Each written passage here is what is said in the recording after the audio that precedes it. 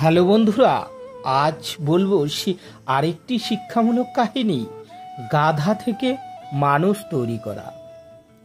তো বন্ধুরা, যারা চ্যানেলে নতুন তারা চ্যানেলটি সাবস্ক্রাইব করে সঙ্গে থাকবে নতুন নতুন ভিডিও পাওয়ার জন্য। তো শুরু করছি আজকের কাহিনী, গাধা থেকে মানুষ তৈরি করা। এক বৈদ্য ছিল, সে সবসময় এক সহকারীকে তার সঙ্গে রাখত। একদিন বৈদ্য যখন গ্রাম থেকে কোথাও যাচ্ছিল, তখন সে ওই সহকারীকে তিরস্কার করছিল। আরে, তুই জানিস না তুই আগে কি ছিলি? তুই আগে গাধা ছিলি। আমি তোকে গাধার থেকে মানুষ করলাম, তোর জন্য এত করলাম, আর তুই কি না আমার কথা শুনিস না? সেইখান দিয়ে এক গাধাওয়ালা যাচ্ছিল। সে বৈদ্যের কথা শুনতে পেল যে উনি গাধা থেকে মানুষ তৈরি করেন। উৎসাহিত হয়ে সে বৈদ্যর কাছে এসে বলল, মহাশয়, আমার কাছে অনেকগুলি গাধা আছে, আমি আপনাকে 2টি গাধা দিচ্ছি, দয়া করে আপনি এদের মানুষ করে দিন। বৈদ্য বলল, ঠিক আছে, মানুষ করে দেব, কিন্তু টাকা খরচ করতে হবে। একটি গাধার জন্য 1,00,000 টাকা করে লাগবে। গাধাওয়ালা বলল, ঠিক আছে, আমি এখনই আপনাকে পুরো টাকা দিয়ে দিচ্ছি, আপনি ওদের মানুষ করে দিন। এই বলে সে বৈদ্যকে 2,00,000 টাকা দিয়ে দিল এবং 2টি গাধা রেখে চলে গেল। বৈদ্য গাধা 2টিকে সোজা বাজারে নিয়ে গিয়ে বিক্রি করে দিল। কিছুদিন পরে গাধাওয়ালা এসে যখন জিজ্ঞাসা করল, তখন বৈদ্য বলল, যন্ত্রপাতি লাগানো হয়েছে, এখন ওরা মানুষ হচ্ছে। এইভাবে 3-4 মাস কেটে গেল।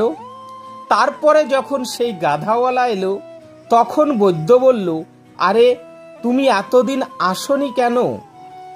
তোমার গাধাগুলি তো অনেক দিন হলো মানুষ হয়ে গেছে, তারা চাকরিও করতে আরম্ভ করেছে। যে গাধাটির গায়ে লোম বেশি ছিল সে শিক্ষক হয়ে স্কুলে পড়াচ্ছে, আর অন্যটি স্টেশন মাস্টার হয়েছে। দুজনকে আমি ভালোভাবে মানুষ তৈরি করেছি, কিন্তু তুমি এত দেরি করে এলে, তাই ডোজ একটু বেশি হয়ে গিয়েছিল, তাই ওরা চাকরি পেয়ে গেল। আমি আর কি করতে পারি? গাধাওয়ালা ঘাস নিয়ে স্কুলে গেল। বৈদ্য যার নাম বলেছিল, সেই দাড়িওয়ালা শিক্ষকের সামনে গিয়ে সে ঘাস রেখে বলতে লাগলো, আয় আয়, ঘাস খেয়ে নে। শিক্ষক চিৎকার করে উঠল, আরে, এ কে এসেছে? কি করছে এখানে? পাগল নাকি? গাধাওয়ালা বলল, আমি 1,00,000 টাকা খরচ করে তোকে গাধা থেকে মানুষ করেছি, আর আমাকে পাগল বলছিস? যাই হোক, শিক্ষক সেই লোকটিকে পাগল বলে স্কুল থেকে বার করে দিল। এবার সে স্টেশন মাস্টারের কাছে গেল। সেখানেও সে ঘাস নিয়ে গিয়ে স্টেশন মাস্টারকে বলতে লাগলো, আয় আয়, ঘাস খাবি, আয়। স্টেশন মাস্টার বলল, আরে আরে, এ কে এসেছে? লোকেরা জানালো এই লোকটি স্কুলেও গিয়েছিল এবং সেখানে স্কুল মাস্টারের সঙ্গেও এরকম করেছিল।